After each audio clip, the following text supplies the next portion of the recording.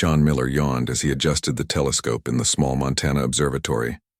The night was clear, perfect for stargazing. For 8 years he had worked here, watching the skies and recording what he saw. Tonight was supposed to be routine, tracking what he thought was a new comet. As John watched the object move across the night sky, something strange happened. The light suddenly changed direction. Comets don't do that. He blinked hard and looked again. Yes, the object had definitely changed course in a way that broke all rules of space objects. That's not possible, he whispered to himself quickly, writing down what he saw. For the next 3 nights, John came back to the same spot. Each time he saw more strange lights. They moved in ways that stars and planets never would. Sometimes they seemed to stop and hover. Other times they would zoom away at impossible speeds. On the 4th night, John called his friend and fellow astronomer Linda Hayes. "Linda, I need you to come see something, and please don't tell anyone else yet." Linda arrived an hour later, her curly hair messy from the wind outside. "This better be good, John. I was in the middle of dinner." "Look, through here," John said, pointing at the telescope. "Tell me what you see." Linda bent down and looked. At first, she saw nothing unusual, just stars. Then she noticed something odd, a faint outline that shouldn't be there. It was shaped like nothing she had ever seen before, with smooth curves and strange angles. "John, what am I looking at?" she asked, her voice suddenly quiet. "I don't know, but they're all over our sky, and they're watching us." Linda looked again. Now that she knew what to look for, she could see more of them. Faint outlines against the darkness of space, almost invisible, but somehow detectable to the human eye. "Why can't our equipment see them?" Linda asked. John shook his head. "I've tried every sensor we have. Nothing picks them up, only our eyes can see them." "We need to tell someone," Linda said. "Who would believe us? We need more proof." They spent the next week watching and documenting. John took drawings of what they saw. Linda used her phone to take pictures, though the strange ships only appeared as faint smudges in the images. Meanwhile, far above Earth, Commander Zelthrak of the Zarkonian scout fleet was pleased with himself. His 12 ships had been observing the humans for 65 standard cycles, completely undetected. "Report status," he ordered his second-in-command. Officer Vex bowed slightly. "All cloaking systems at full power, Commander. The humans have shown no signs of detecting our presence. Their technology remains primitive. Their satellites pass right by us without any change in behavior." Zelthrak's 3 eyes blinked in sequence, a sign of satisfaction. "Excellent. The Galactic Council will be pleased. The humans remain unaware of the greater universe around them." Officer Vex hesitated. "There is one strange occurrence, Commander. Occasionally some humans look up directly at our ships, but it must be coincidence. Their instruments show no detection capabilities." "Coincidence, nothing more," Zelthrak said dismissively. "Continue observations. I will report to the Council that these humans are at least 50 cycles away from even the most basic detection technology." Down on Earth, more people were noticing strange things in the sky. In Phoenix, Arizona, a group of hikers reported seeing shimmer spots hovering over the city. In Osaka, Japan, a young woman posted online about moving distortions above her university. In Rio de Janeiro, Brazil, a bus driver told police about invisible shapes blocking the stars. Most were dismissed as tricks of the eye or wild imagination, but a pattern was forming. A government analyst named Frank Porter noticed the increasing reports and started collecting them. He found hundreds of similar descriptions from around the world, too many to ignore. 2 weeks after their first observation, John and Linda were called to a meeting in Washington, D.C. They were led into an underground room where 15 other people waited. Some were astronomers like them. Others wore military uniforms or government badges. A stern woman named Karen Davis led the meeting. "Thank you all for coming. Everything discussed here is classified at the highest level. We believe Earth is under observation by non-human entities." Murmurs filled the room. John and Linda exchanged looks. Karen continued. "Each of you has either seen something or collected data that supports this conclusion. We're not crazy, and we're not seeing things. Something is up there, watching us. using technology that makes them nearly invisible. Nearly is the key word, said an older man with thick glasses. Our equipment can't detect them, but our eyes somehow can. It's fascinating. I've been tracking 12 distinct objects, John said. They maintain positions around our planet. They seem to be studying us. 17, corrected a woman from NASA. We've identified 17 different objects with consistent patrol patterns. Linda spoke up. Has anyone tried communicating with them? The room fell silent. Not yet, Karen finally said. We don't know their intentions, but we need to understand what we're dealing with before they realize we can see them.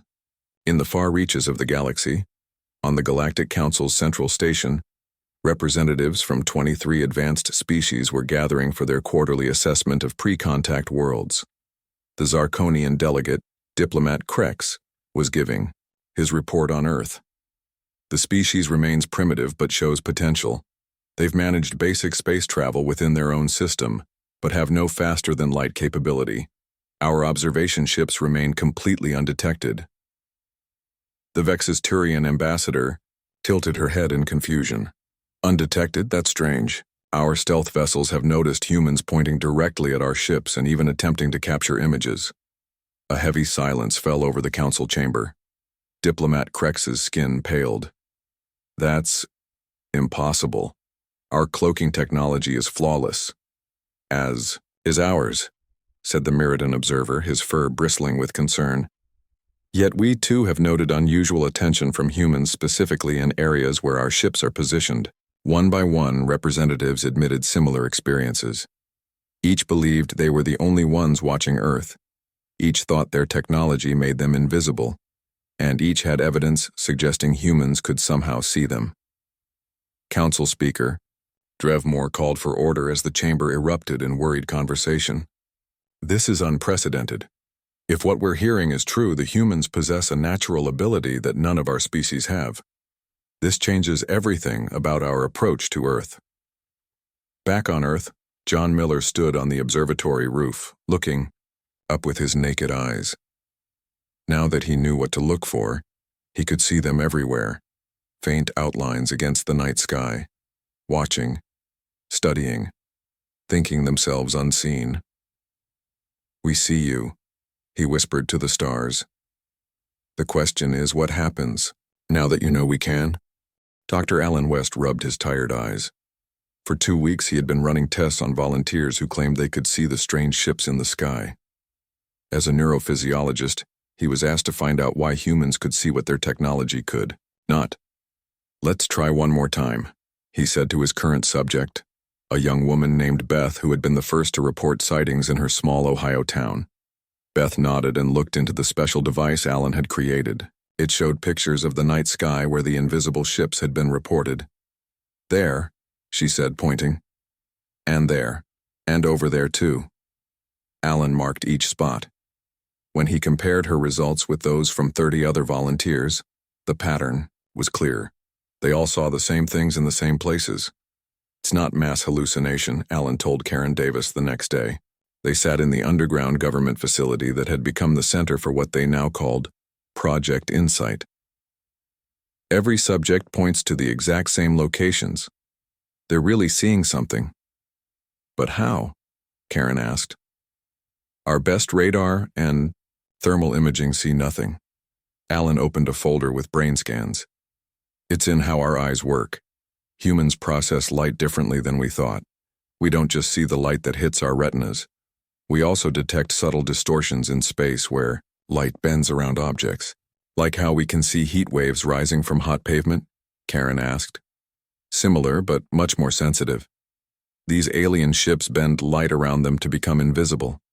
But that bending creates tiny distortions that human eyes can detect, even if our cameras can't. It's like a fingerprint in the air. At the same time, across the galaxy, the Galactic Council was in chaos.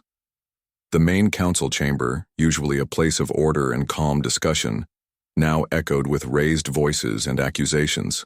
You claimed your observation was exclusive, the Krell ambassador shouted at the Zarkonian delegation. The Krell were a warrior race with tough, scaled skin and short tempers. Yet you knew others watched as well. We knew nothing of your presence, Diplomat Krex insisted. Our mission was approved by the Council Scientific Division. Council Speaker Drevmore, an old and respected member of the peaceful Eldari species, called for order. His tall, thin frame and glowing eyes commanded attention despite his gentle voice. This arguing solves nothing. We face two problems. First, we have failed to coordinate our research efforts, leading to over 30 different species observing Earth without proper protocols. The chamber quieted as the representatives looked at each other in surprise. 30 species?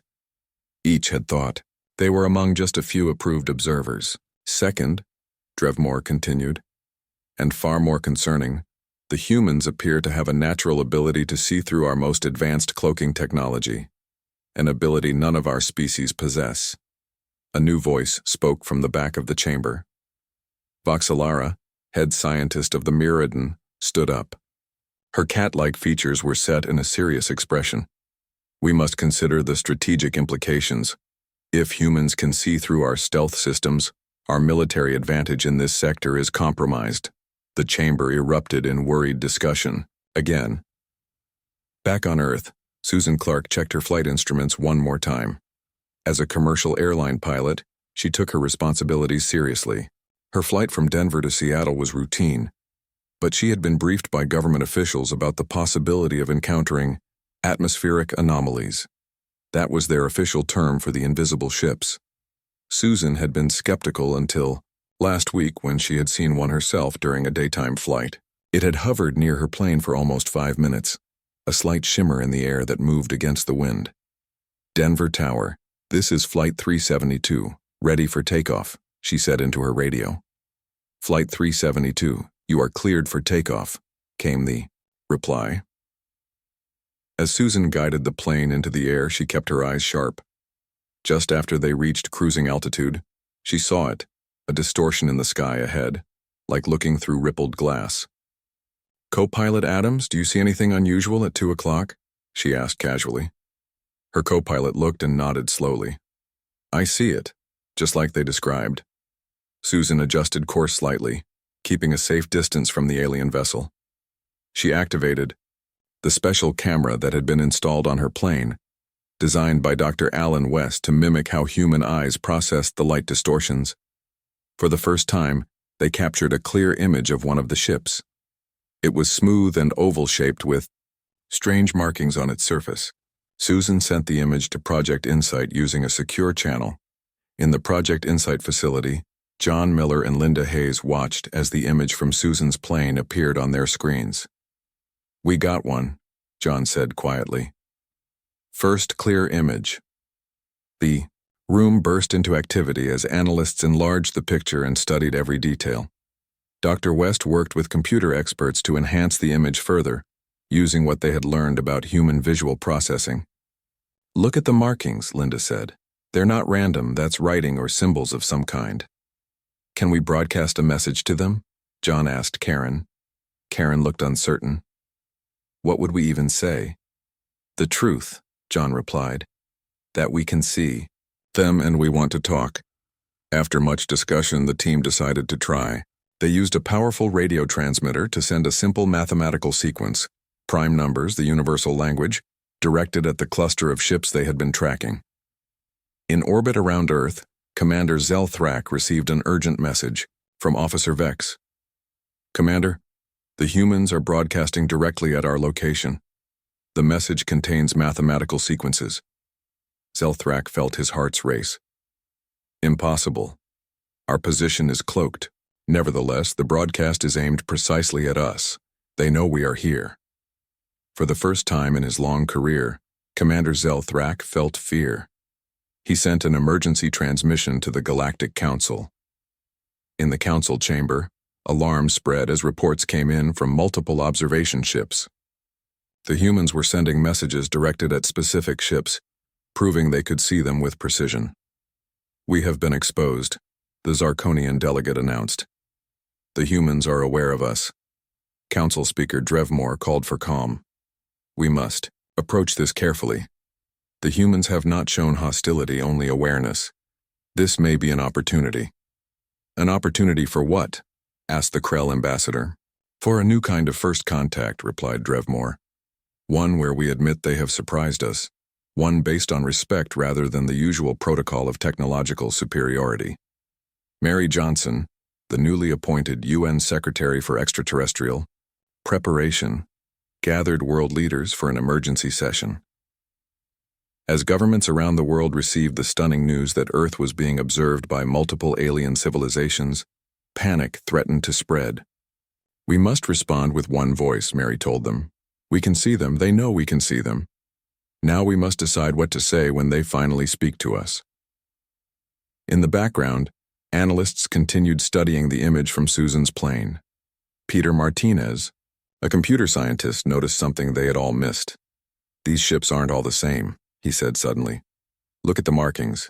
We're dealing with at least 5 different species, all watching us independently. The implications were clear. Earth had become a point of interest for many advanced civilizations, and none of them had expected humans to notice them. The question was, what would happen next? The Galactic Council chamber had never been so full. Representatives from over 50 species crowded the Great Hall, all demanding to speak at once. Council Speaker Drevmore stood at the center, his tall form glowing faintly as he called for order. We must address this situation with calm and wisdom, he said, his voice cutting through the noise. The humans have demonstrated an ability we did not anticipate. They are a threat, growled Krall, the Krell military advisor. His scaled skin reflected the chamber's lights as he pounded his fist on the table. Any species that can defeat our stealth technology must be contained. The Zarkonian diplomat Krex shook his head. It is not technology that allows them to see our ships, it is biology. Their eyes evolved differently than ours. Which makes them even more dangerous, Krall insisted. We should isolate their planet, until we decide what to do. From the back of the chamber, a voice seldom heard spoke up. Elder Isha of the ancient Eldari race rose slowly from her seat. The chamber fell silent. The Eldari rarely participated in debates, preferring to observe. I have reviewed the data, Elder Isha said softly. The humans do not see our ships clearly. They see distortions in space where our cloaking fields bend light. It is a simple ability, but one our species lost long ago as we came to rely on technology rather than our natural senses. The chamber remained quiet as everyone considered her words. What do you suggest, Elder? Asked Drevmore. Contact, she replied simply. Open, honest contact. Before misunderstanding leads to fear, and fear leads to conflict. On Earth, the situation was growing tense. More people around the world reported seeing the strange ships in the sky. News channels showed blurry photos and videos of slight distortions in the air. Some people panicked, others were excited. Most were simply confused and worried. Mary Johnson worked around the clock, coordinating with world leaders to maintain calm. In the 2 weeks since the alien presence had been confirmed, she had barely slept. We need a united front, she told. The emergency session of the United Nations. These beings, whoever they are, must see that Earth speaks with one voice. Not everyone agreed. Several nations wanted to handle first contact their own way. Some military leaders pushed for developing weapons against the alien ships, just in case.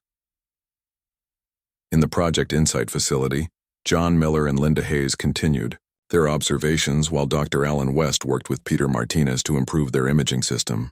I think I've got something, Peter said late one night. He had been analyzing patterns in the alien ship's movements for days. Look at this.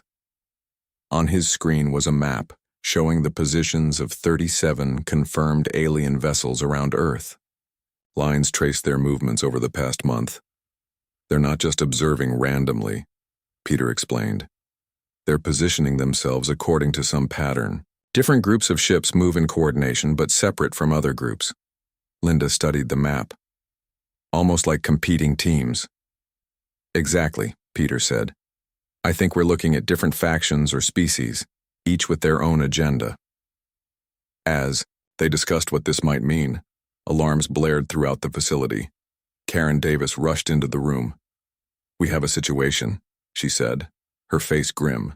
One of the ships just fired some kind of energy beam at our new satellite. John jumped to his feet. Are they attacking? We don't think so.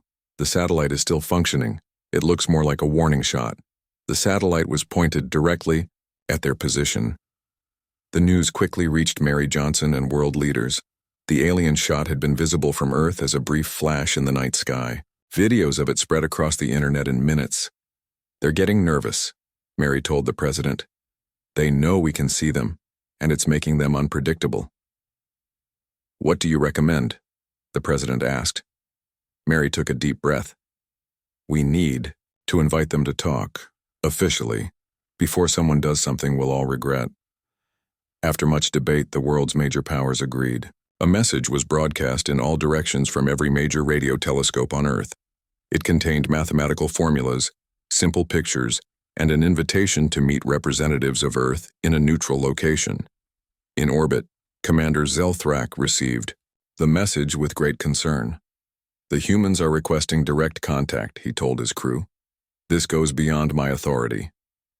He sent the human message to the Galactic Council, along with his recommendation that it was time for official first contact protocols. In the council chamber, the debate grew heated once again. The Krell and their allies argued for restraint and careful study of humans before any meeting.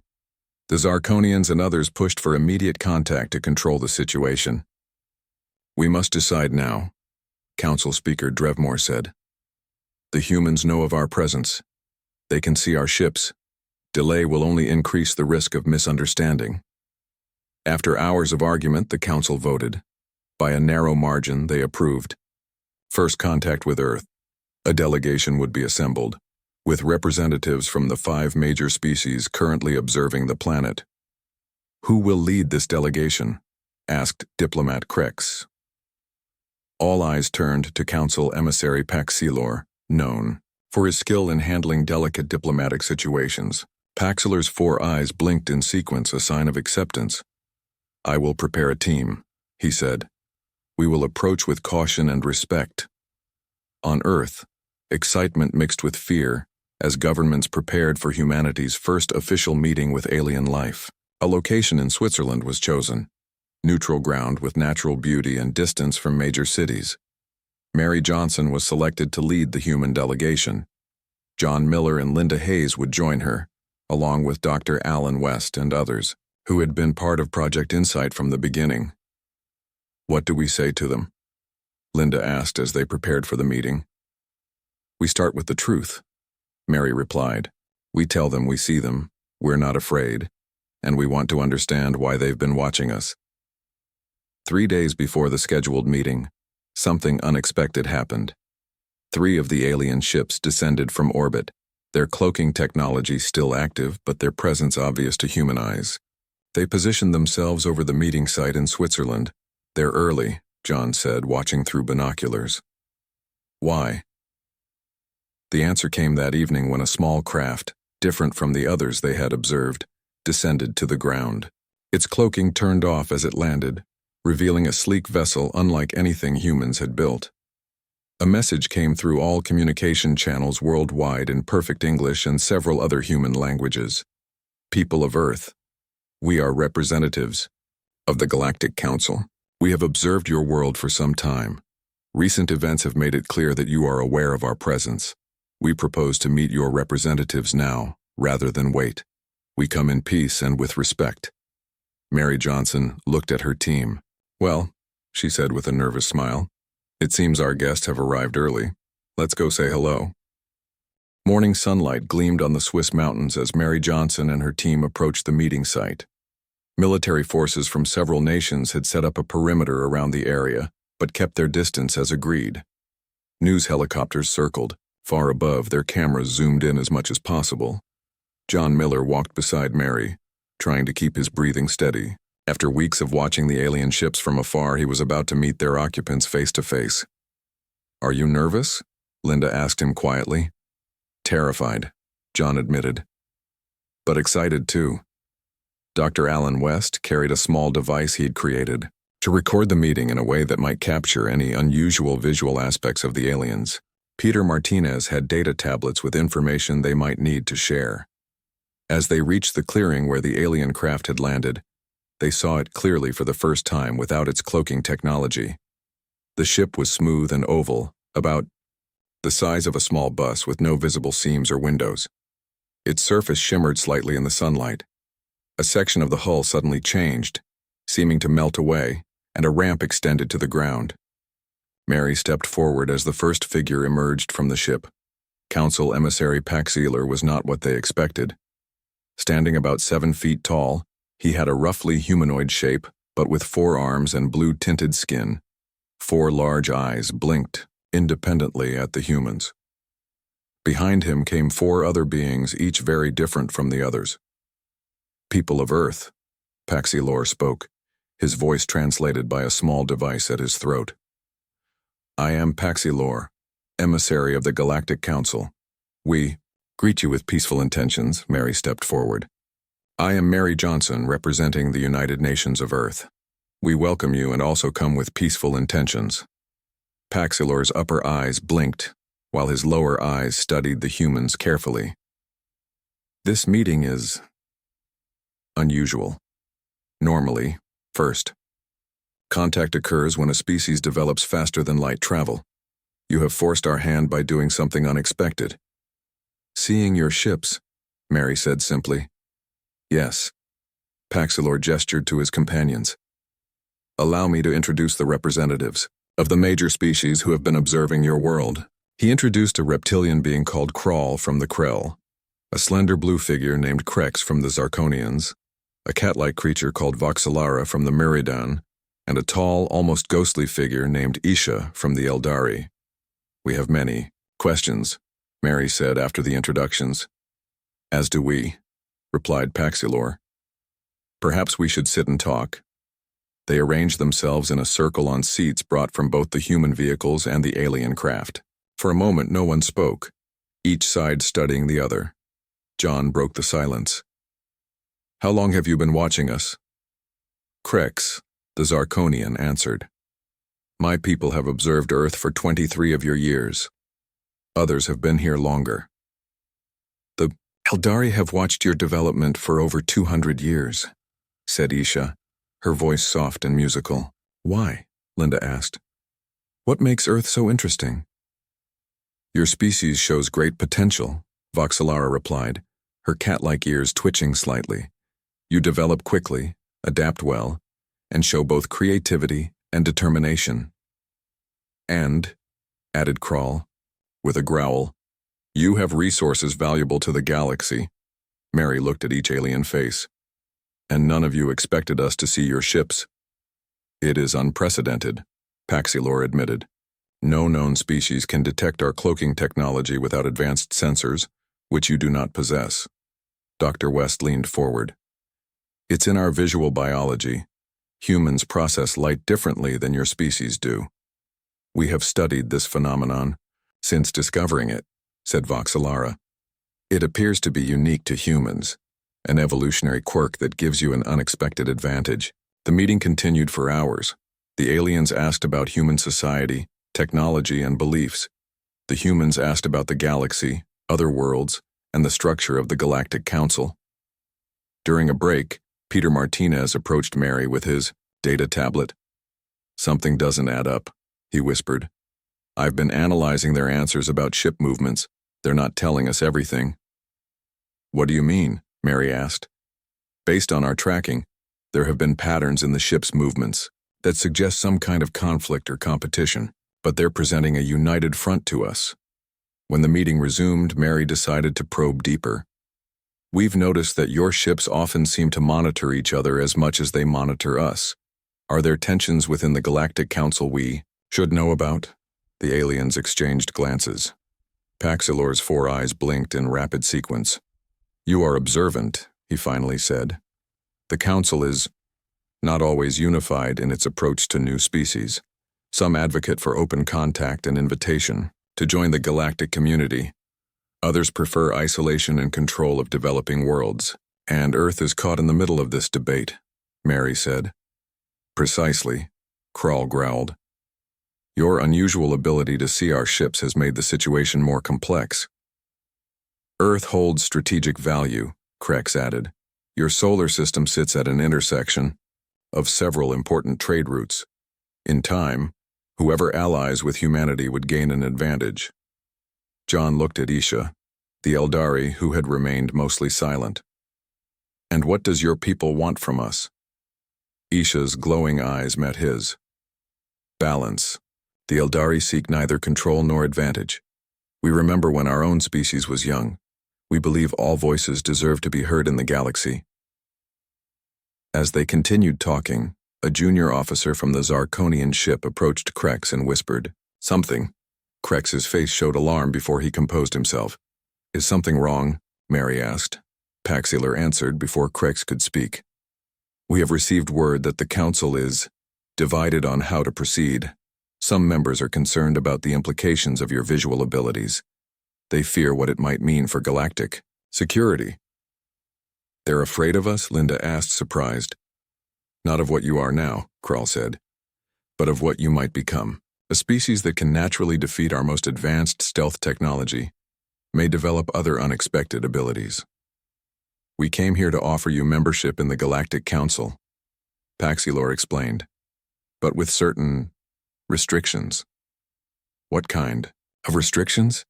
Mary asked, her voice cooling. "Limited travel beyond your solar system, Council observers stationed on Earth, controlled access to certain technologies," listed Krex. "Standard procedures for species with unusual abilities."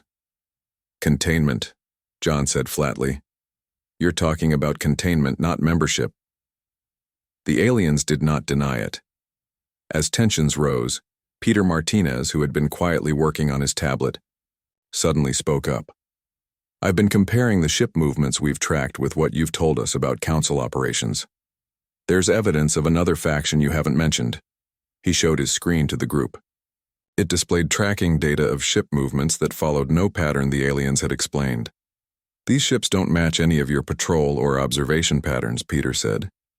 "They watch your ships as much as they watch us." "Who are they?" The aliens fell silent, looking at each other. Finally, Elder Aisha spoke. "There are rumors," she said softly, "of species beyond the Council's knowledge. Ancient races who observe but do not interfere. Some believe they have been guiding galactic development for millennia." Paxilor looked uncomfortable. "These are just legends, unconfirmed stories." "Yet the ships are real," Mary said. "And if humans can see your ships, perhaps we can see theirs too." As night fell over the Swiss mountains, the first official meeting between humans and aliens ended with more questions than answers. Both sides agreed to continue discussions the next day, but the mood had shifted. Mary gathered her team as they prepared to leave. "They're scared of what we can do," she said quietly. "And I think they're hiding something important about these other observers." "What do we do now?" Linda asked. Mary looked up at the darkening sky where more invisible ships waited. "We prepare for tomorrow. And we remember that in this meeting we're not the only ones who feel out of their depth." The second day of meetings began with a tense atmosphere. Both human and alien representatives had spent the night reviewing their positions. Mary Johnson arrived with her team, her face showing determination despite her lack of sleep. "Before we continue," Mary said once everyone was seated, "I need to make our position clear. Earth will not accept membership with the restrictions you proposed." Paxilor's 4 eyes blinked rapidly. "This is unfortunate. The Council believes these measures are necessary for galactic security." "They're necessary for your control," John Miller said. "Not our security." Elder Isha of the Eldari nodded slightly, her glowing eyes showing what might have been approval. "What alternative do you propose?" asked Krex, the Zarkonian diplomat. Mary leaned forward. "Equal diplomatic relations. We want to join the galactic community as partners, not as subjects to be contained and monitored." Krall, the Krell representative, made a sound like a growl. "Impossible. Your species is too young, too unpredictable, and too dangerous," added Voxelara of the Meridan. "Your ability to see our ships proves you have capabilities we don't fully understand." The debate continued for hours. The aliens insisted on their restrictions. The humans refused to accept them. Neither side would back down. During a break, John sat alone looking at the alien ship. His years as an astronomer had prepared him to discover new things about the universe, but nothing like this. As he studied the ship, he noticed something odd about the way light played across its surface. When the meeting resumed, John waited for a pause in the arguments before speaking. "I have a question about your technology," he said, addressing all the aliens. "Your ships use light-bending technology for cloaking, but there are other energy patterns around them too, aren't there?" The aliens exchanged looks. Paxilor spoke carefully. "What do you mean exactly?" "Since this began, I've been studying not just your ships, but the space around them. There are subtle energy patterns that don't match your cloaking fields. They're fainter, older somehow." Elder Isha's eyes widened slightly. "You can see those as well?" John nodded.